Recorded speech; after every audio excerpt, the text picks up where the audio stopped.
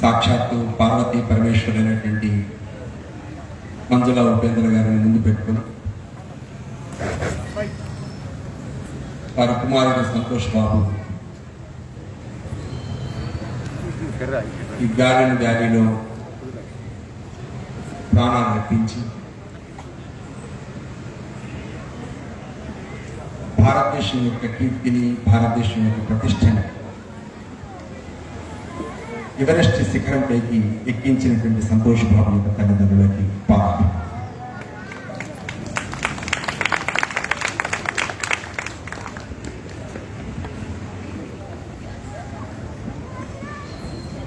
China border, Pakistan border, Bangladesh border,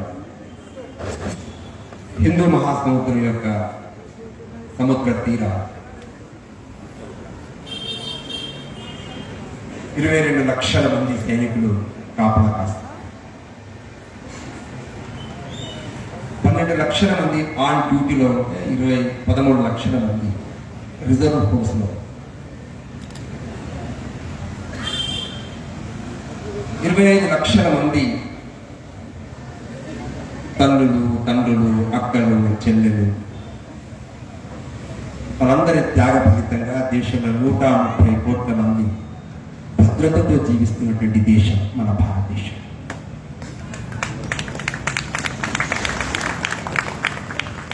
(1999) 1999 ప్రపంచంలో హిమాలయ పర్వతాల్లో ఉండేటువంటి కాశ్మీర్ దగ్గర ఉండేటువంటి ప్రాంతం టైగర్ హిల్స్ పాకిస్తాన్ ఆక్రమించింది. మన 21 మంది సైనికులు అక్కడే ప్రాణాలు విడిచారు. అదృష్టవశాత్తు ఒక్క సైనికుడు కేవలం అతని భుజాలకి, కాళ్ళకి మాత్రమే గాయాలయ్యాయి. అర్ధరాత్రి 12-1 గంట సమయంలో ఆ మంచు గడ్డల మధ్య నుంచి పాకుతూ కింద ఉన్నటువంటి మన భారత బెటాలియన్కి సమాచారం చేరవేసినప్పుడు మన భారత బెటాలియన్ వెంటనే టైగర్ హిల్స్ ఎక్కి పాకిస్తాన్ యొక్క పటాలను ధ్వంసం చేసి పాకిస్తాన్ జెండాని పీకేసి మన త్రివర్ణ పతాకాన్ని ఎగరేసినటువంటి రోజు ఆ యొక్క రోజు.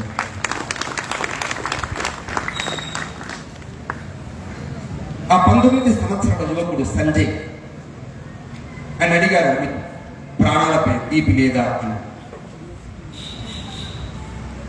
నాకు ప్రాణాలు కనిపించలేదు, నాకు భారతమాత కనిపించింది.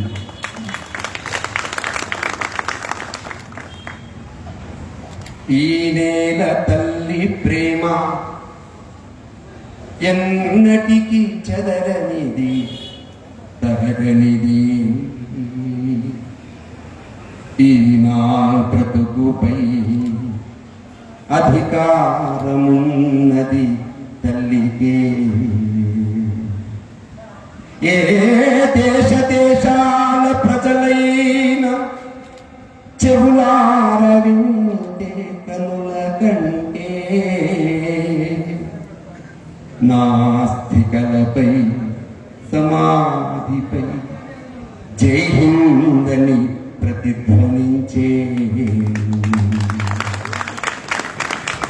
ప్రవహించే నా రక్తం ప్రజల కోసమే, ప్రజల కోసమే. ప్రాణం పోతే పోని దేశం కోసమే, ప్రాణం పోతే పోని దేశం కోసమే. సరిహద్దుల జవానులై ఉరిమిన వేళ, నేను ఉరిగిన వేళ. ఉగ్రవాద ఉన్మాదుల తరిమిన వేళ, నేల కురిగిన వేళ. సరిహద్దుల జవానులై ఉరిమిన వేళ, నేను ఉరిగిన వేళ. ఉగ్రవాద ఉన్మాదుల తరిమిన వేళ, నేల కురిగిన వేళ. జీవంతుల భూవంతుల మాలలు నా పొత్తు, కీర్తి పతాకాలు కాంత కనకాల సనొద్దు. చస్తే ఈ భూమిలో మరు జన్మ కోరుతాను, దాసుడనై ఉంటానని అమ్మ నడుగుతాను. ఎర్రకోట నెగిరే మూపన్నెల జెండా, ఎర్రకోట నెగిరే మూపన్నెల జెండా, పన్నెల జెండా ఉడిగిన నా శవం పైన, ఉడిగిన నా శవం పైన ఎగిరితే చాలంటాను. ప్రాణం పోతే పోని దేశం కోసమే, ప్రాణం పోతే పోని దేశం కోసమే.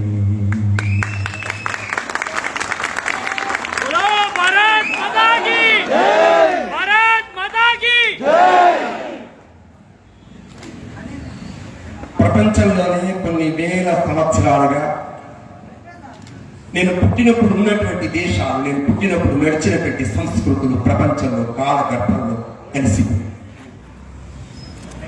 గ్రీకు లేదు, ఇప్పుడు రోమ్ లేదు. ప్రపంచంలో అస్సీరియా లేదు, సుమేరియా లేదు, బాబిలోనియా లేదు, మెసొపొటేమియా లేదు. ప్రపంచంలో 58 సంస్కృతులు నా కళ్ళ ముందే కాలగర్భంలో కలిసిపోతే, హిమాలయాల సాక్షిగా ప్రపంచంలో కొన్ని వేల సంవత్సరాలుగా కొనసాగుతున్నటువంటి ఒకే ఒక సంస్కృతి నా భారతీయ సంస్కృతి. మిత్రులారా, ప్రపంచం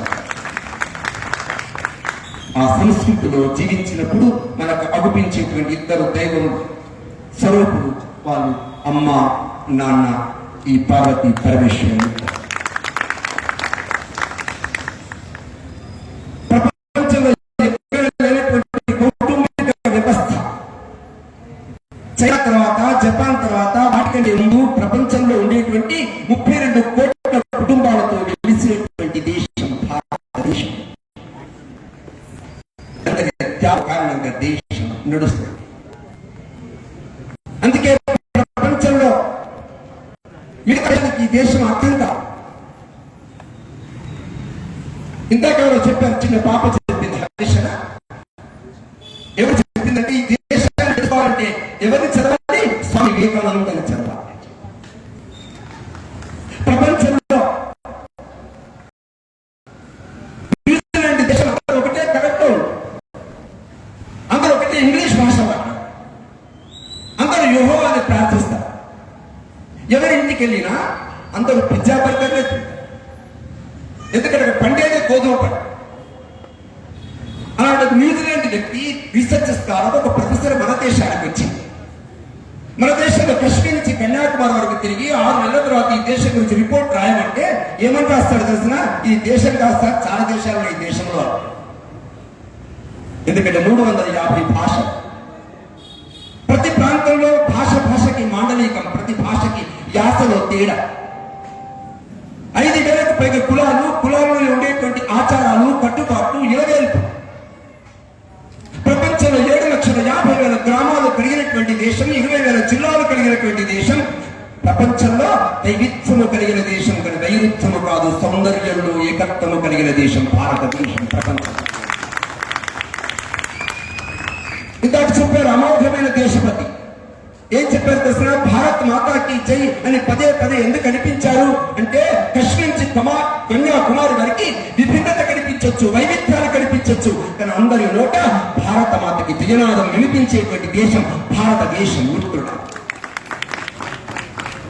ఏమంటే ఈ దేశాన్ని తల్లి అని ఎందుకు పిలవాలి, తండ్రి అని ఎందుకు పిలవకూడదు? ఈ ప్రశ్న నేను అడగలే. పుదుచ్చేరి గవర్నర్ ఉండేవారు, లెఫ్టినెంట్ గవర్నర్ ఉండేటువంటి ఢిల్లీకి కిరణ్ పేరు అడిగింది ఒక ఆధ్యాత్మికవేత్త చెక్కి వాసుదేవ గారిని, ఎందుకు తల్లి అని పిలవాలి, ఎందుకు తండ్రి అని పిలవదు? ప్రేమకి, ఆత్మీయత, సర్వస్వము ధారపోసి 5 నెలల సమయంలోనే పిండానికి ప్రాణం పోసి, ఊపిరి పోసి, బయటికి రప్పించి, చివరి వరకు రాజైనా, ధనికుడైనా, పేదైనా ఈ దేశంలో చివరి వరకు మాతృమూర్తిగా అంకిత భావంతో సర్వస్వం ధారపోసేటువంటి ఈ భూమికి తల్లి అనేటువంటి శక్తివంతమైన శబ్దము తప్ప మరొకటి లేదంటాడు చెక్కి వాసుదేవ్. అందుకే భారత్ మాతాకి అనేటువంటి దేశం భారతదేశం. కొంతమంది ఆతతాయి విధవలు అంటారు, ఏమండి భారత మాత అంటున్నారు, మరి బాగానే ఉంది, భారత తండ్రి ఎవరు అంటే, పిచ్చివాడ, ప్రపంచంలో ఈ భూమి నాకు తల్లైతే ఆకాశం నాకు తండ్రిగా అని చెప్పలేనటువంటి వేదాంతిక దేశం నా భారతదేశం. ప్రపంచంలో ఒక పుస్తకం ఉంది, బ్రిటానికా ఎన్సైక్లోపీడియా, విజ్ఞాన సర్వస్వ గ్రంథం. ఆ గ్రంథంలో ఏమని రాసిందో తెలిసిన? ప్రపంచంలో మొట్టమొదటి గ్రంథం, అప్పటి వరకు బైబిల్ లేదు, ఋగ్వేదం. సంగచ్చత్వం సంవదత్వం సంభవమనాం సీతాడతాం, కలిసి నడుస్తాం, భుజం భుజం కలిపి నడుస్తాం, అందరి మనసులు ఏకోన్ముఖకి ముందుకెళ్ళిపోదాం. కాబట్టి హిందువులారా, ముస్లింలారా, క్రైస్తవులారా అని చెప్పలే, ప్రపంచంలో 750 కోట్ల మందిని మానవులారా అని సోదర భావంతో పలికినటువంటి దేశం భారతదేశం. అలాంటి వేదాలకు నిలయం నా వేద భూమి. పార్లమెంట్ లో ప్రవేశిస్తే పార్లమెంట్ లో మొదటి ద్వారం వద్ద రాసుంటుంది, అయం నిజ పరోవేత్తి గణన లఘుచేతసాం ఉదార చరితానంతు వసుదేవ కుటుంబకం. వీడు నావాడు కాదు, వీడు పరాయివాడు, వీడు నావాడు అనేటువంటి సంకుచిత భావం లేకుండా ప్రపంచాన్ని ఎక్కడ చూసినా అన్నదమ్ముల్లా అక్క చెల్లెల్లా ప్రేమించేటువంటి సోదర భావం, ఫెటర్నిటీ భారత రాజ్యాంగంలో అంబేద్కర్ పేర్కొన్నాడు. ఏ భరతుడు? శకుంతల కొడుకు భరతుడా, రాముని తమ్ముడు భరతుడా, వేదాంతం గడిపిన జడ భరతుడా? ఎవరైతే నిన్నటి మొదటి భరతుడు కాదు సుమా, 18 లక్షల సంవత్సరాల క్రితం భూమి మీద నడిచిన భరతుడు పుట్టినటువంటి దేశం, భరతుడు పరిపాలించిన దేశం భారతదేశం. అందుకే ఈ దేశంలో పుట్టినందుకు గర్వపడాలని కోరుకుంటున్నాను. ఆ గర్వపడేటువంటి దిశలో మన భారతదేశం నడిపించినటువంటి ఒక అమోఘమైనటువంటి వ్యక్తి, ఉన్నత ఉదాత్త ఉత్తమమైనటువంటి కుమారుడిగా ఈ దేశంలో ఉద్భవించి ప్రపంచ దేశాలకి నా సంస్కృతిని ప్రబోధించినటువంటి స్వామి వివేకానంద ఈ దేశంలో. మరి స్వామి వివేకానంద ఉపన్యాసం ఇస్తుంటే మనలాగా హిందువులు లేరా? అక్కడ కూర్చున్నటువంటి వాళ్ళంతా పెద్ద పెద్ద చర్చిలకు ఆర్చ్ బిషప్స్ కూర్చున్నారు. కూర్చున్నటువంటి 7,000 మందిలో ప్రపంచంలో ఉండేటువంటి అన్ని మతాల వాళ్ళు కూర్చున్నారు. గ్రామీణులు కూర్చోలే, కేవలం విద్యార్థులు మాత్రమే కూర్చోలే. 7,000 మందిలో 3,000 మంది మహిళలు కూర్చున్నారు. కాబట్టి స్వామి వివేకానంద ఏమని మాట్లాడాడు? స్వామి వివేకానంద వేదిక ఎక్కుతున్నప్పుడు ఎదురుగా కూర్చున్నటువంటి వాళ్ళ ముఖాలు ఏమని పరిశీలిస్తున్నాడు? వివేకానందనా? ఇండియా నుంచి వచ్చాడా? మీకు తెలిసిన England, Ireland, America text book లో ఇండియన్ అంటే ఎవరో తెలిసిన? ఇండియన్ అంటే ఈ దేశంలో పుట్టినటువంటి ఒక హిందూ మహిళ గర్భము దాల్చి పిల్లవాడిని ప్రసవించిన తర్వాత మొదటి కాన్పుని ముసలకి ఆహారంగా పడేసేటువంటి నిర్భాగ్య మూఢాచార దేశం రాసింది బొమ్మ దేశం. ఇండియన్ అంటే ఈ దేశంలో కోతలాడించేవారు, సర్కస్ ఆటగాళ్ళు, పిచ్చగాళ్ళు, అనాగరికత, అసభ్యత తెలిసినటువంటి వాళ్ళు. ఆ విధంగా ప్రపంచంలో ప్రభలు అబద్ధాలు ప్రపంచంలో వ్యాప్తి చెందుతున్నటువంటి సమయంలో స్వామి వివేకానంద వేదికెక్కుతున్నప్పుడు, స్వామి వివేకానంద మాట్లాడుతున్నప్పుడు ఒక్కొక్క మాటలు వెనుకుండే అంతరాలు, ఒక్కొక్క మాట వెనుక లోతుల్లోకి వెళ్తే ఆ లోతుల్లో ఉండేటువంటి వేదాంతము, వేద సారము ప్రపంచంలో మొట్టమొదటిసారిగా ఋషుల ద్వారా దర్శించబడి ప్రపంచానికి బోధించేటువంటి ఉపనిషత్ సారాన్ని స్వామి వివేకానంద పలుకుతున్నప్పుడు ఎదురుగా కూర్చున్నటువంటి వ్యక్తుల్ని పాపులారా అని పిలవలే. ఎదురుగా కూర్చున్నటువంటి వ్యక్తుల్ని ఏమన్నారు? అమృత పుత్రులారా, పరమాత్మ స్వరూపులారా అంటే అప్పటిదాకా 2వ తరగతి పౌరుడిగా నిరాశతో నిస్పృహతో కూర్చుని ఆడవాళ్ళంతా లేచి చాలా బాగా చెప్పారు, చాలా బాగా చెప్పారు అంటూ సుమారుగా 2,000 మందిని శిష్యులుగా కైకొన్నటువంటి వ్యక్తి స్వామి వివేకానంద.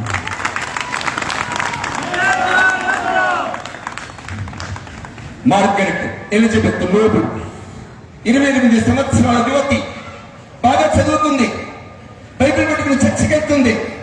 ఆమెకి ఎంగేజ్మెంట్ అయింది. కావలసినప్పుడు దేవుడు చచ్చిపోయాడు. ఎవరో చెప్పాడు, మనశ్శాంతి కోల్పోయావు, వివేకానంద ఉపన్యాసం పో. ఐర్లాండ్ నుంచి ఇంగ్లాండ్కి వచ్చింది. స్వామి వివేకానంద 1895 స్వామి వివేకానంద మాట్లాడుతుంటే చూస్తుంది. చూసి స్వామి వివేకానంద దగ్గరికి వచ్చింది. స్వామీజీ, నేను ఇప్పటి వరకు మీ యొక్క దేశం గురించి అబద్ధాలు విన్నాను, నేను భ్రమలో కొట్టుకుపోయాను. ఈరోజు నీ యొక్క దేశంలో ఉండదగ్గదే కాదు, నేను మీ దేశానికి వస్తాను, మీ దేశంలో సేవ చేస్తాను. స్వామి వివేకానంద చెప్పారు, మా దేశంలో అదేంటి స్వామి, మా దేశంలో బాగా ఎండ ఉంటుంది, చెమట గడపలు ఇక్కడే ఉంటుంది. లేదు స్వామి, మీ దేశానికి వస్తాడు, కానీ మా దేశానికి వస్తే కండిషన్, మీరు సేవ చేయదలుచుకుంటే ఐర్లాండ్లో సేవ చేయి, అమెరికాలో సేవ చేయి, మీ పాశ్చాత్య దేశాల్లో సేవ చేయి, మా దేశంలో సేవ చేయాలి. ప్రపంచంలో సేవ చేస్తారేనా? రిటైర్మెంట్ అయిన ఉద్యోగులు సేవ చేస్తారేనా? 5 సంవత్సరాలకి రాజకీయ నాయకులు సేవ చేస్తారేనా? నువ్వు గొప్ప సేవ చేసేది మా దేశం. మార్కెట్ ఎలిజబెత్ లోపలంది మీ దేశంలో సేవ చేస్తారు. మీ దేశంలో సేవ చేసి చస్తాను, మళ్ళీ మీ దేశంలోనే పుడతాను. అది నా దేశం అని ఆ పాప అందుకే ఈ దేశానికి వచ్చింది. సోదరి నివేదికగా పేరు మార్చుకుంది ఈ దేశం. ఏమండి, కొన్ని వేల కిలోమీటర్ల దూరంలో ఉండేటువంటి ఒక ఇంగ్లాండ్ నుంచి ఒక మహిళ 25 సంవత్సరాల యువతి 1898 ఈ దేశంలో అడుగుపెట్టి నా దేశం, నా భారతదేశం అనే మాట ఆమె నోటి పెట్టి ఆశ్చర్యం. ఆ రోజున నా బెంగాల్లో కరువు కాటక, ఆ రోజున బెంగాల్లో ఈ రోజున కరోనా మాదిరిగానే ప్లేగు, మశూచి వ్యాధులు. ఆ సోదరు నివేదిత చిన్న చిన్న పిల్లల్ని ఒడిలో పడుకోబెట్టి ఓదార్చి పరామర్శించి వైద్య సేవలు చేకూర్చి 13 ఏళ్ళు దేశం కోసం సేవించి శ్రమించి భారత మాత ఒడిలో విశ్రాంతి తీసుకున్నటువంటి వనిత సోదరి నివేదిత దేశంలో. మరి స్వామి వివేకానంద ఎవరి స్వామి వివేకానంద? రంగు వేరు, భాష వేరు, యాస వేరు. ఎక్కడో వేరే కిలోమీటర్లు దున్నేటువంటి ఒక సాధారణ మహిళను తీసుకొచ్చి ఈ దేశానికి అంకితం ఇచ్చి గాడ్ గిఫ్ట్, దైవ ప్రసాదం సోదరి నివేదిత. మీకు తెలిసిన చిన్న చిన్న పిల్లల దగ్గరికి అడుగుతుంది, పాప పాప నీకు ఎవరంటే ఇష్టమమ్మా? నాకు సినిమా నటి అంటే చాలా ఇష్టం చెప్తారు కదా. సమంత ఎంత ఇప్పుడు తెలియదు, నాగ చైతన్య చూడాలి తెలియదు. మీకు తెలుసురా సోదరి నివేదిత ఏమందో తెలుసురా? రామరాసుడు విల్లు ఎత్తలేనప్పుడు అదే విల్లు పెట్టలో ఉంటే ఎడమ చేత్తో పక్కకి జరిపి తంతి ఆట ఆడినటువంటి అబల కాదు సభలో పుట్టిన సీతమ్మ పుట్టిన దేశంలో భారతదేశం ముఖ్యుడా. సోదరి నివేదిక చెప్తుంది చిన్న పాపలకి, నా సీత. సీత పేరు పెట్టుకుంటే కష్టాలు కిడ్నాప్ చేస్తారో అని పేరు పెట్టుకో, దురదృష్టమే దేశం. మీకు తెలిసిన అదే సీత సంవత్సరం పాటు అడవిలో, సంవత్సరం పాటు చెట్టు కింద ఉన్నప్పుడు ఎదురుగా వచ్చిన రావణాసురుడు నువ్వెంత, నీ తాహతెంత, వ్యంగ్యంతో విధంగా అపహాసం చేసి ఎక్కిరించి ఆది పరాశక్తి ఏమండి గడ్డిపోతు చుట్టి బెదిరించింది, అదిలించింది. యుద్ధం చేయలేక కాదు, పరాశక్తి ప్రదర్శన మహత్తులు ప్రదర్శించలేక కాదు సుమా. నేను అంటే సీత కాదు, నేను అంటే నా భర్త రాముడు, నేను అంటే కుటుంబము, నేను అంటే నా దేశము, నా ధర్మము. ఆ విధంగా సర్వస్వం ఆ యొక్క దేశమంతా దండెత్తి వస్తుంది, ఈ యొక్క భస్మీకరణం చేస్తుంది. ఆ విధంగా శాపనార్థాలు పెట్టి నిలిచినటువంటి సీత పుట్టిన దేశం భారతదేశం.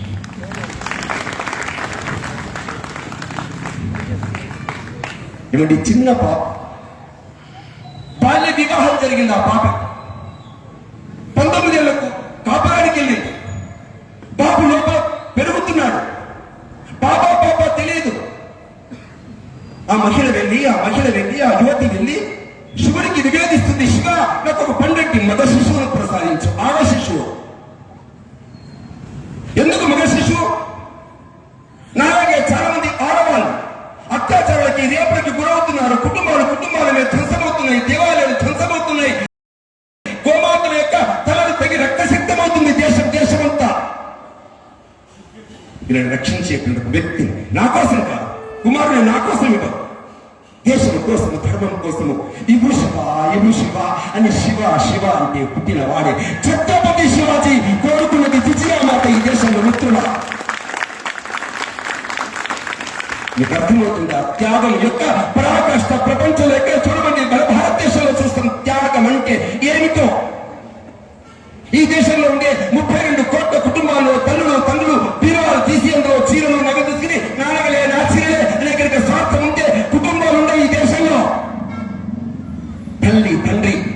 తల్లిదండ్రులు ఇచ్చేటువంటి సర్వీస్ అండ్ సాక్రిఫైస్, త్యాగము, సేవ 32 కోట్ల కుటుంబాలు ఆచరించేటువంటి ఈ 2 భావాలు, ఈ 2 యొక్క భావాలే నా జీవన సర్వస్వాలు. అందుకే నా భారతదేశం అంటే త్యాగము, సేవ అనే ప్రపంచానికి చాటి చెప్పిన వ్యక్తి స్వామి వివేకానంద. స్వామి వివేకానంద ఉపన్యాసం చెప్తుంటే సీట్లు ఖాళీ లేవు, నిలబడిన ఒక పెద్ద మనిషి. అది మామూలు పెద్ద మనిషి కాదు. ప్రయోగశాలలో తన నిరంతర జీవితాన్ని, భార్యను వదిలిపెట్టి, కుటుంబాన్ని వదిలిపెట్టి, అన్నింటి వదిలిపెట్టి ప్రయోగశాలలో ఒక సైంటిస్ట్ వచ్చి వింటున్నాడు. స్వామిజీ అడిగారు, మీరు సైంటిస్ట్ కదా, మీరు ప్రయోగశాలలో సైన్స్ లాబొరేటరీలో ఉండాల్సిన వ్యక్తి ఇక్కడికి ఎందుకు వచ్చారు? ఆ సైంటిస్ట్ చెప్పాడు, ప్రపంచంలో ఎన్నో భౌతిక విషయాలు కలుపు, కానీ వేదాంతంలో ఉండే లోతుల్ని, ఉపనిషత్తుల్లో ఉండే లోతుల్ని, వేదాల్లో ఉండే లోతుల్ని, మనస్సులో ఉండేటువంటి లోతుల్ని మీరు చెప్తున్నప్పుడు, వీటిని చెప్తున్నప్పుడు కేవలం కనబడేటువంటి వస్తువులు మాత్రమే కాదు, కనబడేటువంటి దాన్ని కూడా వెతకాలి, ప్రశోధించాలి, నాకు మీరు గుణపాఠం నేర్పారు అని చెప్పేసి సాష్టాంగ నమస్కారం చేసిన సైంటిస్ట్, అమెరికా వ్యక్తి, పోషించినటువంటి వ్యక్తి స్వామి వివేకానంద.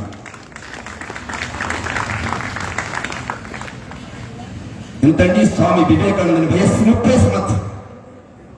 ఆడవాళ్ళు చూసి స్వామి వివేకానందని ఎంత అందంగా ఉన్నాడో, స్మార్ట్. స్వామి నాకు మొగుడు లేడు, పెళ్లి చేసుకుంటారా? ప్రపోజల్స్. స్వామి అసలు పెళ్ళే కానీ పెళ్లి చేసుకో, ఎందుకోసం? అందమైనటువంటి వాడు, స్మార్ట్ పిల్లవాడు కొడతాడు. స్వామి వివేకానంద చెప్పాడు, ఎందుకు పెళ్లి చేసుకున్న తర్వాత కొడుకు ఆ విధంగా భావిస్తావు, నన్నే కొడుకుగా భావించమన్నాడు స్వామి వివేకానంద. మీరు హింసగా ఎవరు నేర్పారు? నా తల్లి భువనేశ్వరి దేవి నేర్పింది. నాకు మొదటి గురువు తల్లి అని చెప్పాడు. తల్లికి ఇంగ్లీష్ రాదు, గ్రామర్ రాదు. తల్లి మ్యాప్కి పడవలో వెళ్ళి జపాన్ వెళ్ళు, జపాన్ తర్వాత చైనా వెళ్ళు, చైనా తర్వాత అమెరికా వెళ్ళు, గ్యాపులు మ్యాప్లు ఇవ్వలేదనే. నా కొడుకు జనోద్ధారకుడు కావాలి, సమాజ ఉద్ధారకుడు కావాలి, సమాజాన్ని విధంగా శక్తివంతంగా ప్రపంచం నిలపాలని కోరుకున్నటువంటి ఒక తల్లి యొక్క ఆలోచన, తల్లి యొక్క ఆశయం, తల్లి యొక్క నోము, తల్లి యొక్క వ్రతము, తల్లి యొక్క కల్పన ఆధారంగా ప్రపంచ విజేతగా వెలుగొందినటువంటి వ్యక్తి స్వామి వివేకానంద పుట్టినటువంటి దేశం భారతదేశం. స్వామి వివేకానంద గురువు రామకృష్ణ పరమహంస. ఎవరంటే 10th క్లాస్ చదువుతున్నాడు, బడి కూడా సరిగపోడు. రామకృష్ణ అని రాయమంటే రామకృష్ణ అని రాస్తాడు. సంతకం కూడా పెట్టలేనటువంటి రామకృష్ణ పరమహంస ఈయనకు గురువా. 18 సంవత్సరాల వయసు వరకు నేను దేవుని నమ్మా, విగ్రహాన్ని పూజించా అని బ్రహ్మ సమాజంలో చేరి ఆ విధంగా తిరుగుతూ తిరుగుతూ దేవుడు ఎక్కడున్నారు అనే విధంగా రామకృష్ణ పరమహంసను ప్రశ్నించి శోధించి, దేవుడు ఎక్కడో లేడు, దీనుల్లో, దుఃఖితుల్లో, దళితుల్లో, నిర్భాగ్యంలో, పేదల్లో దేవుడున్నాడు. దరిద్ర నారాయణ దేవోభవాన్ని ప్రపంచాన్ని చుట్టుపెట్టిన వ్యక్తి స్వామి.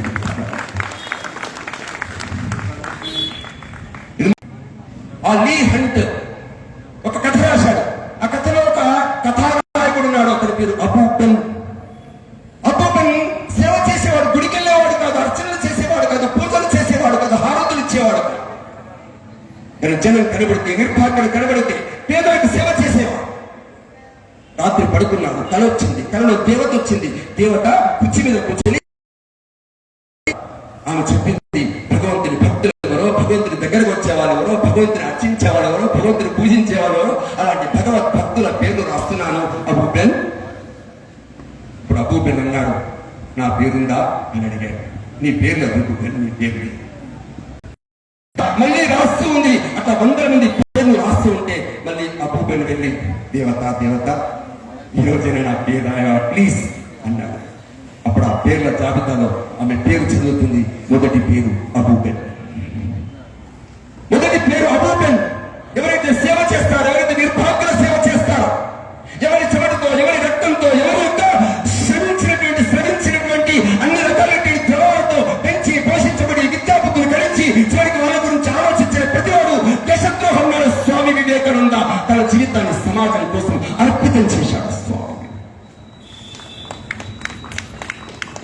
స్వామి వివేకానంద 39 సంవత్సరాలని ఎందుకు చనిపోయారు? ఇంకో 50 సంవత్సరాలు బతుకుండొచ్చు కదా. అప్పుడు నువ్వేం చేస్తావు? చేతులు ఉపన్యాసం ఏంటుతావు? నరేంద్ర మోడీ ఇంకో 20 సంవత్సరాలు మంచిగుంటుంది, నువ్వేం చేస్తావు? ఇక మొత్తం దేశానంతా తిరిగినప్పుడు ఆర్టికల్ ఈ ఆర్టికల్ తీసేస్తే బాగా చేసిన నీ పాత్ర ఏంటి? నీ కాంట్రిబ్యూషన్ ఏంటి సమాజంలో? మీకు అర్థమవుతుందా? ఈ సమాజంలో పుట్టినటువంటి, ఈ దేశంలో పుట్టినటువంటి ప్రతి మనిషి యొక్క హృదయంలో దివ్యమైన శక్తి ఉందన్నాడు స్వామి వివేకానంద. ఆ దివ్యమైన శక్తులు ప్రబలించడం కోసం ఏమంటే మోడీ కావచ్చు, లేకపోతే కలాం కావచ్చు, స్వామి వివేకానంద కావచ్చు, ఆకాశం నుంచి ఊడిపడ్డారా? తల్లి గర్భం నుంచి బయటకు వచ్చారు. నువ్వు నేను అందరం తల్లి గర్భం నుంచి బయటకు వచ్చిన వాళ్ళమే కదా. మన దగ్గర దివ్యమైన శక్తులు లేవా? మనం సమాజం నడిపించలేమా? నేతృత్వం వహించలేమా? సమాజంలో ఉండే సమస్యలు ఎదుర్కొని, సవాళ్ళను ఎదుర్కొని సమాజాన్ని సరైన దారిలో ముందుకు తీసుకెళ్లలేమా? ఇది స్వామి వివేకానంద ప్రశ్నించాడు. అందుకే స్వామి వివేకానంద 39 సంవత్సరాల వయస్సులో, ఏమంటే 39 సంవత్సరాల వయస్సులో మరణించి జీవించాడు స్వామి. తన మాటతో, తన వ్యవహారంతో, తన శైలితో, తన ఆచరణతో ఆ ఉన్నటువంటి 4 సంవత్సరాలు పాశ్చాత్య దేశాలు, మిగతా 4 సంవత్సరాలు కొలంబో టు ఆల్మోరా ఎవరి 3-4 సంవత్సరాలు దేశంలో ఉండేటువంటి ప్రతి విషయాన్ని దగ్గరగా చూసి సంవేదన చెంది వేదన పడి ఈ దేశం కోసం ఏదైనా చేయాలని తప్పించి తన శరీరము, మనస్సు, బుద్ధి అన్నిటినీ కూడా అంతర్ధానమై ఆత్మగా వెలుగొందినటువంటి వ్యక్తి స్వామి వివేకానందకి జోహార్. మిత్రులారా, రాబోయేటువంటి శతాబ్దం ఉందే, రాబోయే శతాబ్దము భారతీయ శతాబ్దం. మీకు తెలిసిన ప్రపంచంలో ఇప్పుడున్నటువంటి ప్రభుత్వం, అమెరికన్ ప్రభుత్వం, అంతకంటే ముందు క్లింటన్ ప్రభుత్వం ఉండేది. ఏమంటే క్లింటన్ ప్రభుత్వము పెళ్ళైన తర్వాత దంపతుల కోసం స్కీమ్ ప్రకటించింది. ఏమిటి ఆ స్కీమ్? 4 ఏళ్ళు కలిసి మీకు ఆదాయం పన్ను మినహాయింపు. 4 ఏళ్ళు కలిసి మేము చాలా ఏళ్ళు కలిసి ఉంటాం, మాకెంత మినహాయింపు. ఏమంటే పెళ్లి చేసుకోవడం విడవడం కోసం కాదు సుమా, ప్రపంచాన్ని కాపాడడం కోసం ఈ యొక్క సంబంధం, వివాహం అనే విధంగా పవిత్రతని ప్రపంచానికి సాధించి చూపించినటువంటి దేశం భారతదేశం. మీకు తెలిసిన ఒక హిందూ మహిళ న్యూయార్క్ సిటీలో దిగి టాక్సీకి వెళ్తుంటే టాక్సీ డ్రైవరు పదే మన మహిళ వైపు చూస్తూ ఎందుకు చూస్తున్నావు అని అడిగింది ఈ మహిళ. ఆ డ్రైవర్ అన్నాడు, నేను ఎందుకు చూడలేదమ్మా, నీ మెడలో ఒక వింత నెక్లెస్ ఉంది, దాన్ని చూస్తున్నాను. ఏమిటా నెక్లెస్? మంగళసూత్రం. ఆమె చెప్పింది, మంగళసూత్రం అంటే 22 ఏళ్ల క్రితం నా భర్త కట్టాడు అంది. వాడు అన్నాడు, 22 ఏళ్ల కంటే ముందు వాడు కట్టాడు. ఏమండి, వస్తువులు మార్చుకున్నట్టు భర్తలు మార్చుకురండి. మా దేశం భారతదేశం అంటే భాంతే రకమైనది. మేము పెళ్లి చేసుకున్నప్పుడు ఎవరైతే వృద్ధ దంపతులు ఉన్నారో ఆ వృద్ధ దంపతులు సాక్షాత్తు పార్వతీ పరమేశ్వరులు, లక్ష్మీనారాయణులు, సీత రాములుగా అక్షంతరం వేసుకుని ఆకాశంలో ఉండేటువంటి అరుంధతి యొక్క వశిష్ఠులను చూసి కలకాలం జీవించాలని ప్రార్థన చేసే దేశం నా భారతదేశం. మిత్రుడు, ఈ దేశం బ్రతకాలంటే, ఈ దేశం జీవించాలంటే, ఈ దేశం రాబోయేటువంటి 1700 సంవత్సరాల తర్వాత కూడా స్వామి వివేకానంద యొక్క సందేశం, స్వామి వివేకానందుడు చెప్పినటువంటి ఉపనిషత్తులో ఉండేటువంటి శబ్దాలు అభి భయము లేకుండా ఆ విధంగా ముక్త వైపు ముందుకు పరిగెత్తమని చెప్పినటువంటి స్వామిని చెప్పినటువంటి సందేశం వెళ్ళాలంటే ఈ దేశంలో 50 కోట్ల మంది యువకులు ఉన్నారు. 20 కోట్ల మంది 8th, 9th, 10th క్లాస్ చదివేటువంటి పిల్లలు ఉన్నారు. ప్రపంచంలో ఎక్కువ జనాభా పెరిగినటువంటి దేశం చైనా, ఎక్కువ మంది ముసలి వాళ్ళు ఉన్నటువంటి దేశం చైనా. ప్రపంచంలో కేవలం 50 కోట్లు, 20 కోట్లు కలిపితే 70 కోట్లు. రాబోయే శతాబ్దం భారతీయ శతాబ్దం.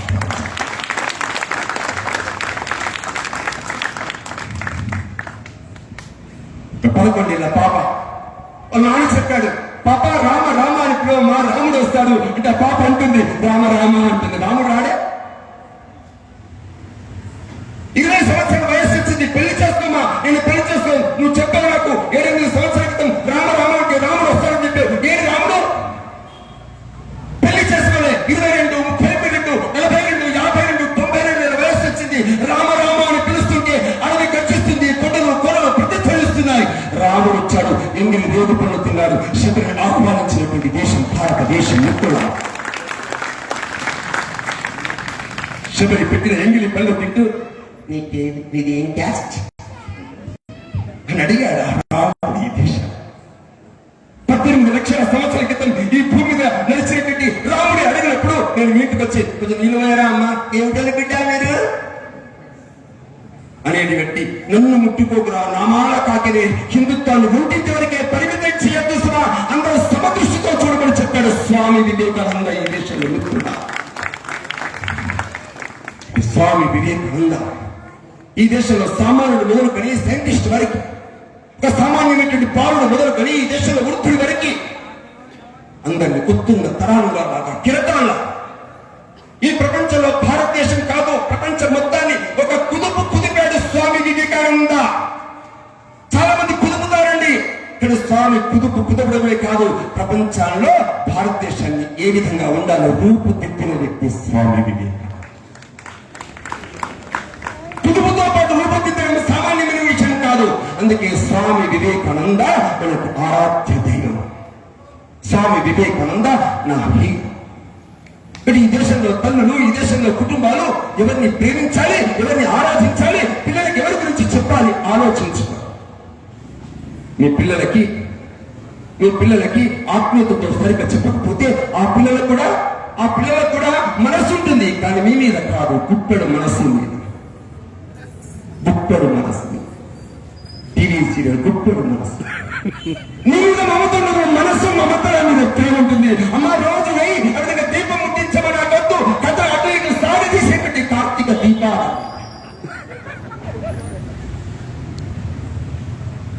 మా పాప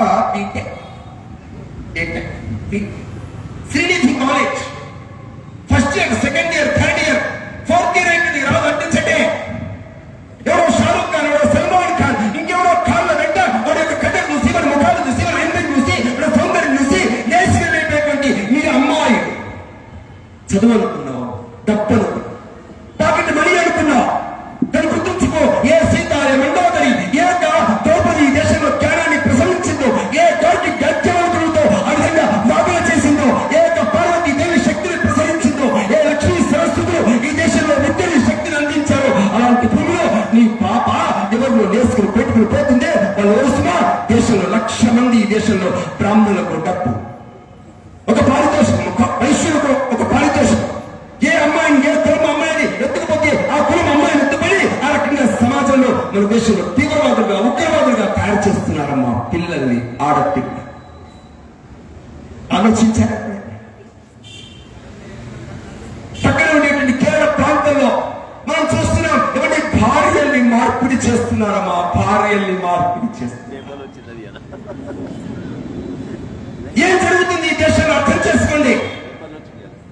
ఇటు డబ్బు వెంట పరిగెత్తడం, సౌకర్యాల వెంట పరిగెత్తడం, వినోదాల వెంట పరిగెత్తడం, కేవలం సభల వరకే ఉపన్యాసాలు, ప్రయత్నం, కేవలం రామాయణ ప్రవచనాలు వినడం, లేకుంటే ఉనికి లలిత శాస్త్రాలు, విష్ణు శాస్త్రాలు పఠించడం మాత్రమే కాదు, జీవించడం. పిల్లలు ఉత్తములుగా, ఉన్నతులుగా, ఉదాత్తమైనటువంటి వ్యక్తులుగా, పౌరుష పరాక్రమవంతులుగా తీర్చిదిద్దేటువంటి సౌకర్యం, అవకాశం ఒక తల్లికి, తండ్రికి మాత్రమే ఉంటుంది. వీళ్ళగా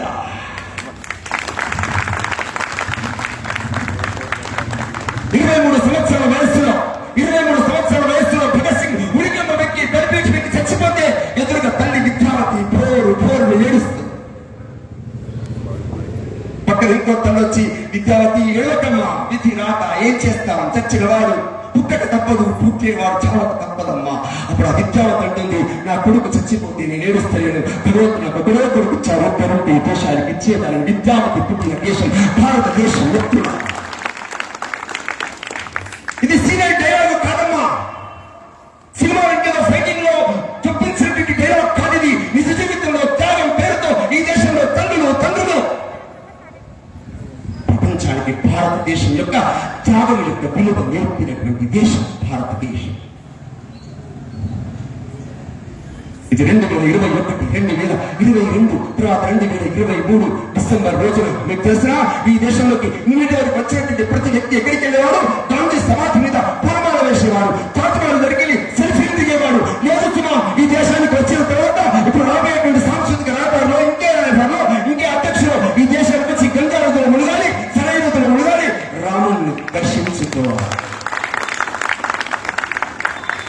రామంటే హారతి కాదు సుమా, రామ అంటే బొట్టు కాదు, రామంటే ప్రసాదము కాదు, రామ అంటే 18 లక్షల సంవత్సరాల క్రితం ప్రపంచంలో ఆదర్శమైనటువంటి వివాహాన్ని, ఆదర్శమైనటువంటి పద్ధతిని ప్రపంచానికి అందించిన రామరాజ్యం కోసం ఆ విధంగా కాచుకుని కూర్చుని 2023 డిసెంబర్లో ప్రదర్శితం కాబోతున్నది. ప్రపంచం దగ్గరగా చూస్తున్నది. రాబోయే శతాబ్దం భారతీయ శతాబ్దం.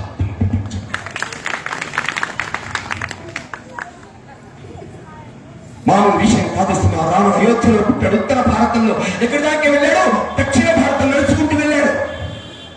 కృష్ణుడు మధురలో పుట్టాడు, ద్వారక నిర్మించాడు, అరుణాచల్ ప్రదేశ్కి వెళ్ళాడు. ఎందుకు వెళ్ళాడండి? ఒకరు ఉత్తరం నుంచి దక్షిణ వైపు, ఇంకొకరు పడమటి నుంచి తూర్పు వైపు ఎందుకు వెళ్ళాల్సి వచ్చిందో తెలిసిన మామూలు కాదు సుమా. వాళ్ళు మన దేశ నాయకులు, జాతీయ నాయకులు సుమా. ఈ దేశంలో ఉండేటువంటి ప్రతి వ్యక్తి భాష వేరైనా, యాస వేరైనా, కులం వేరైనా, వర్గం వేరైనా, మనందరం భారతీయులమే అని చాటి చెప్పడం కోసం రామకృష్ణుల దేశం భారతదేశం.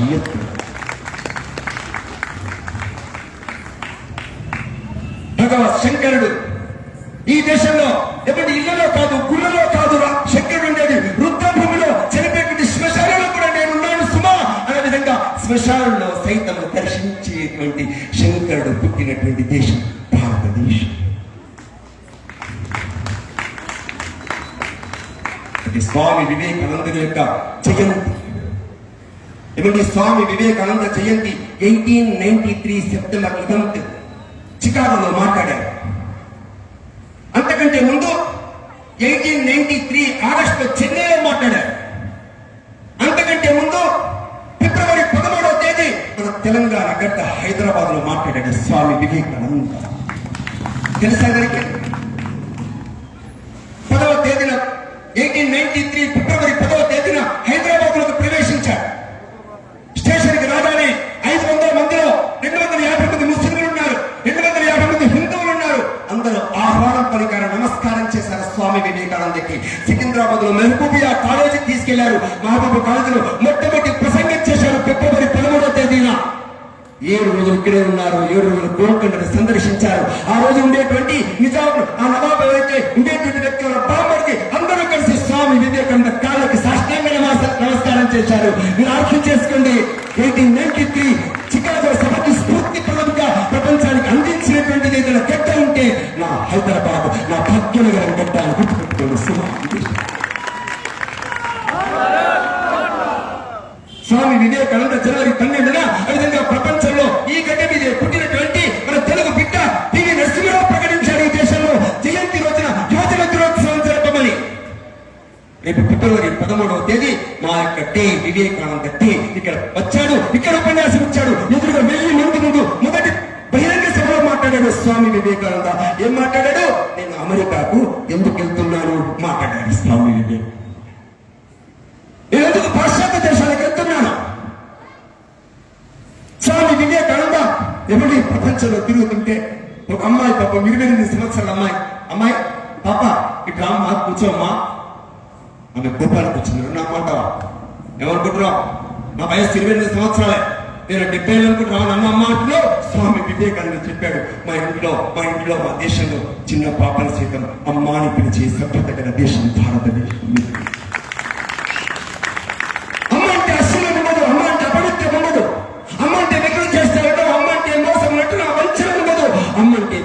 అమ్మంటే ప్రేమ, అమ్మంటే అనురాగం, అమ్మంటే సౌందర్యం, అమ్మంటే గాంభీర్యం, అమ్మంటే సహనం, అమ్మంటే తేజస్సు కలిగినటువంటి దేశం భారతదేశం. భారత్ మాతాకి.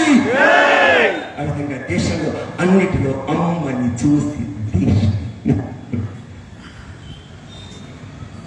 భూమిని భూమాత అన్నం, ఆవును పెట్టుకుని గోమాత అని పిలిచాం, తులసిని పెట్టుకుని తులసమ్మ అని పిలిచాం, గంగావతిని ప్రవేశిస్తే గంగమ్మ అని పిలిచాం. ఇంటికి వచ్చిన బిచ్చగత్తెను కూడా బిచ్చగత్తే రా పోహరం, బిచ్చగత్తెను కూడా ఉండమ్మా తర్వాత రా అమ్మ అని బిచ్చగత్తెను కూడా అమ్మ అని పిలిచి సంస్కారం దేశం భారతదేశం. మీకు తెలిసిన ఈ దేశంలో స్వామి వివేకానంద చెప్పిన హిందుత్వ వెనుక ధర్మం ఉంది. మీకు తెలిసిన ప్రపంచంలో అన్ని మతాలు చూడండి, మతాల వెనుక పుస్తకాలు ఉన్నాయి, పుస్తకాల వెనుక మనుషులు ఉన్నారు, ప్రవర్తనలు ఉన్నారు. ప్రభుత్వం రాసినటువంటి పుస్తకాలు చదువుతుంది ప్రపంచమంతా. నా దేశం, నా ధర్మం పుస్తకాల్లో లేదు సుమా. పుస్తకాల్లో లేనప్పుడు పుస్తకాలు రాసేటువంటి వ్యక్తుల దగ్గర ఎక్కడ ఉంటుంది మన యొక్క ధర్మం? ఇక్కడ వ్యక్తులతో నడిచే ధర్మం కాదు, పుస్తకాలతో నడిచేటువంటి ధర్మము కాదు. భగవంతుడు స్వయంగా సప్తఋషులకి బోధించినటువంటి వేదములు, ఆ వేదాన్ని దర్శించినటువంటి సప్తఋషుల భూమి నా దేశం. వేదములు అపూరుషేయములు కలిగినటువంటి దేశం నా వేదము, నా ధర్మము అమరము, సజీవము, చావు లేదు ఈ దేశానికి ప్రపంచంలో చాటి చెప్పిన వ్యక్తి స్వామి వివేకానంద. హిందుత్వం అంటే మతము కాదు, ఉన్మాదము కాదు, ఉగ్రవాదము కాదు. మతం అంటే సంకుచితము కాదు, హంగుతుంది పిడివాదము కాదు. మతం అంటే ఆ మతం యొక్క వైశాల్యతని ప్రపంచానికి చాటి చెప్పడంలో స్వామి వివేకానంద కేవలం 4 సంవత్సరంలో ప్రపంచంలో ఒక రూపాత్మక కుటుంబ ప్రపంచాన్ని నడిపించేటువంటి దశ కోసం మా దేశాన్ని చూడండి అని ప్రపంచానికి అందుకే చెప్పేచ్చాడు ఈ దేశంలో. అందుకే రాబోయే శతాబ్దం భారతీయ శతాబ్దం. ఇక్కడ అనుమానం ఉంది ఆ దేశం. ఏమంటే ఏ దేశంలో సమస్యలుండో, ఏ వర్గంలో సమస్యలుండో, ప్రపంచంలో ఎక్కడ ఘర్షణుండో, ఎక్కడ కొట్టాడుండో, రాముడు చోట రావణాసుడు లేడా, ఏమంటే కంసుడు లేడా, కృష్ణుడు ఉన్నప్పుడు నా దేశంలో ద్వేషద్రోహులు ఉన్నారు, ఉన్మాదులు ఉన్నారు, ఉగ్రవాదులు ఉన్నారు. అయినా ధర్మము నా పక్క నుండి, విజయం నాది.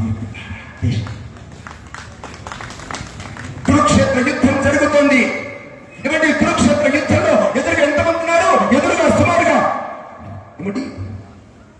11 అక్షరుల్లో 7 అక్షరులు వాళ్ళే, మొత్తం వాళ్ళ సైన్యమే. రథాన్ని నడిపేది కృష్ణుడు. అర్జునుడు ఎక్కి కూర్చున్నాడు. బావా కొంచెం రథం ముందు పోని బావా అని అడిగాడు. ఎందుకు బావా? కొంచెం చూస్తా ఎవరున్నారు, చూడు బావా. ఏం బావా? నాకు యుద్ధం చేయకపోతే లేదు బావా. అదేంటి బావా? ధర్మరాజు మా పెద్దనాడు కొడుకు, సేమ్ క్యాస్ట్, నా క్యాస్ట్. మా పితామహుడు పాపం ఆయన కురుక్షేత్రంలో యుద్ధం కాకుండా మా గురువు యొక్క సామ్రాజ్యాన్ని, వంశాన్ని కాపాడదాం అనుకుంటున్నాడు. ద్రోణుడు మా గురువే. నేను యుద్ధం చేయను బావా, కాళ్ళు నొప్పుతున్నాయి, పిల్లు కిందికి జారిపోతుంది బావా. కృష్ణుడు ఏమన్నాడు తెలుసిన? పిచ్చివాడా, నువ్వు బిల్లు పట్టుకుని యుద్ధం చేస్తే యుద్ధం అవుతుంది అనుకుంటున్నావా? అట్లా ఏం కావాల్సిన వాళ్ళు చావాల్సిన వాళ్ళు చూస్తాడు. చక్కెర విడిస్తాడు. చక్కెర నువ్వేమనుకుంటున్నావు అంటే నేను చంపుదామనుకుంటున్నావు. పిచ్చివాడా, నేను నిన్ననే వాళ్ళని చంపేసి. నువ్వు భీష్ముని గెలవగలవా?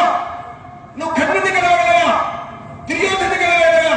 నువ్వు గెలవలేవు. అందుకే నిన్నే చంపేశారు. నువ్వు కేవలం బాణం చేసి తల కింద పడతావు. కలిపి తల కింద పడతావు. గుర్తుపెట్టుకో, నువ్వు యుద్ధం చేయకుండా చక్కెర వేసి యుద్ధం చేస్తా. మరి నేను నా వెనక ఎందుకు కూర్చోబెట్టున్నావు తెలిసిన? తెల్లారి ఈనాడు పేపర్లోని ఫోటో వస్తాను. మీకు అర్థమవుతుందా? ఈ దేశంలో పార్థుల విషాద యోగం ప్రకటించకండి సుమా. మనం ఉన్నా లేకున్నా, హైదరాబాద్ లో మనం పుట్టినా దేశం కోసం, ధర్మం కోసం నిలబడుకున్నా రాబోయే శతాబ్దాన్ని ఎవరు ఆపలేరు. నా ఛాయిస్ నాకివ్వండి భాగ్యనగర వాసులకి అని చెప్పడం కోసం ఈ సభ సుమా. స్వామి వివేకానంద చెప్తుంది, పార్థులై ఉద్యమించండి సమాజంలో. అవకాశాన్ని, ఆపర్చునిటీ వదిలిపెట్టకండి ఈ దేశంలో. అంటే రాబోయేటువంటి 2-3 సంవత్సరాల తర్వాత మీరు గుర్తుపెట్టుకోండి, ప్రపంచంలో ప్రతి దేశము నతమస్తకమై ఈ దేశాన్ని గౌరవిస్తుంది. 2 శబ్దాలు, కృతజ్ఞత, వినమ్రత. ప్రపంచమంతా నాకు దాసోహం అంటుంది. నేను పెద్దలం చేసి కాదు, విరజిగుడుతనంతో చెప్పట్లేదు సుమా. ప్రపంచంలో ఉండే అమెరికా చరిత్ర, రష్యా చరిత్ర, ప్రపంచంలో జర్మనీ చరిత్ర, ప్రపంచంలో అన్ని చరిత్రలు చూడండి. ప్రపంచంలో కోట్ల మందిని చంపేశారు. రక్త శక్తమైన చరిత్ర, మనుషులను తెచ్చారు వాళ్ళంతా. కానీ రాబోయే శతాబ్దంలో ప్రపంచ ప్రజల మనస్సులను గెలిచే దేశం భారతదేశం. ప్రేమతో, త్యాగంతో, కరుణతో, ప్రజ్ఞతో, సమతతో, స్వేచ్ఛతో, సమతతో, సమానత్వంతో, సోదర భావంతో, ఫ్రెటర్నిటీతో ప్రపంచంలో ఉండేటువంటి ప్రజలందరినీ దగ్గరగా తీసుకొచ్చేటువంటి ఆయుధం ఉన్నాడే, ఆ ఆయుధమే స్వామి వివేకానంద. ఆయుధాన్ని చేతపట్టండి. స్వామి వివేకానంద కొలంబో టు ఆల్మోరా. స్వామి వివేకానంద 1897లో ఈ భూమి మీద వచ్చాడు. శ్రీలంకలో కొలంబో వచ్చాడు, నడుచుకుంటూ ఆల్మోరాకి వెళ్ళాడు. పుస్తకం చదవండి, కొలంబో టు ఆల్మోరా. మీ యొక్క శరీరంలో రోమాలు నేర్చినబడతాయి. భారతదేశం యొక్క గ్రామ ప్రమాణ అభివృద్ధి కుగ్రామంలో ఉన్న చరిత్ర మీకు అర్థమవుతుంది. భారతీయ సంస్కృతి నరనరాలు అర్థమై నా పిల్లలకి, నా కుటుంబానికి తెలుస్తుంది. అప్పుడు ఈ దేశం ఉత్తుంగ తరంగానే ఉంటుంది. 1893 సెప్టెంబర్ 11 స్వామి వివేకానంద ఉపన్యాసం ఇచ్చినప్పుడు ఏం జరిగిందో తెలుసా మీకు? ఏం జరిగిందో తెలుసా? 1857 ప్రజల స్వతంత్ర పోరాటంలో ఎంతో మంది నా యొక్క అమరవీరులు బలిదానమయ్యారు. 1857 ప్రథమ విప్లవాన్ని అణిచివేశారు ఆంగ్లేయులు. నా ఆడవాళ్ళు పట్టలుతికారు. నా దేశంలో ఉండేటువంటి మగవాళ్ళు చంపేశారు. నా దేశంలో ఉండేటువంటి 250 కోట్ల ఆవుల్ని చంపి వాటి మాంసాన్ని విదేశాలకు ఎగుమతి చేశారు. నా దేశంలో 13 లక్షల కోట్ల రూపాయల్ని మన దేశానికి తరలించారు. బట్టలు వేసే చేనేత కార్మికుల యొక్క వేలు నరికేశారు. పంటలు పండించి గోదాముల్లో ఉంచి ప్రపంచానికి తిండి పెట్టే నా అన్నదాత, నా యొక్క రైతు మీద వెన్నుపోటు పరిచారు, పన్ను భారపించారు. దేశం నిరాసక్తతో, నిస్పృహతో, నిర్వీర్యతతో ఎవరి వాళ్ళు ఇంటి వరకే పరిమితమైనటువంటి ఒక స్థితిలో స్వామి వివేకానంద సోదర సోదరులను చర్చించేటువంటి రోజున ఈ దేశంలో మొట్టమొదటి వ్యక్తి పాలక స్వాతంత్రం నా జన్మ హక్కు ఉద్యమాలు ముందుకెలిగేశాడు. దేశం మలుపు పెరిగింది. టర్నింగ్ బయట అక్కడే స్వామి వివేకానంద. నిన్నటి వరకు నిరాశతో నిస్పృహతో ఉన్నటువంటి దేశం ఎంతమంది 3,50,000 మంది అమరవీరులయ్యారు. 1947లో దేశానికి స్వాతంత్రం వచ్చింది. 1947లో దేశానికి స్వాతంత్రం వస్తుందని స్వామి వివేకానంద చెప్పారు. మీకు తెలుసా? 1897 మొదటి ఉపన్యాసం చెన్నైలో ఉపన్యాసం ఇచ్చాడు స్వామి వివేకానంద. నేను కళ కనడం లేదు, నేను స్వప్నాన్ని కనడం లేదు, నా కళ్ళ ముందు అమ్మవారు, నా కళ్ళ ముందు భారత మాత కనబడుతున్నది. ఎత్తైన సింహాసనం మీద కూర్చుని ప్రపంచాన్ని శాసిస్తున్నది భారత మాత. ప్రపంచంలో ఒక స్వర్ణగర్భగా, అన్నపూర్ణగా, జ్ఞానభిక్షగా ప్రసాదిస్తున్నది. అందుకే నేను కళ కంటున్నాను కాదు సుమా, నా కళ్ళ దృశ్యం కనిపిస్తుంది. ఎప్పుడో 1997లో అన్నాడు. 1947లో దేశానికి స్వాతంత్రం వచ్చింది. అలాంటి ఉత్తమ ఉదాత్తమైనటువంటి పురుషుడు స్వామి వివేకానంద. స్వామి వివేకానంద చెప్పినటువంటి పాటలను వింటూ, అతని పాటలు నడిచి ఒక సంపూర్ణమైన వ్యక్తిత్వం కలిగినటువంటి భారతదేశాన్ని నిర్మించుకుందాం. రాబోయే దేశం కోసం మనం సమిధులు అవుదాం, ఆహుతులు అవుదాం. రాబోయేటువంటి శతాబ్దంలో నా తర్వాత నేను చనిపోను, నా యొక్క జీవనం, నా యొక్క వ్యవహారం, అటిట్యూడ్ అన్ని రాబోయేటువంటి తరాలకి ఆదర్శంగా నిలుస్తుంది. అందుకే మరణించి జీవిద్దాం అని చెప్పిన స్వామి వివేకానంద పాటలో అందరం నడుస్తామని చెప్పేసి ఆశిస్తూ భారత్ మాతాకి.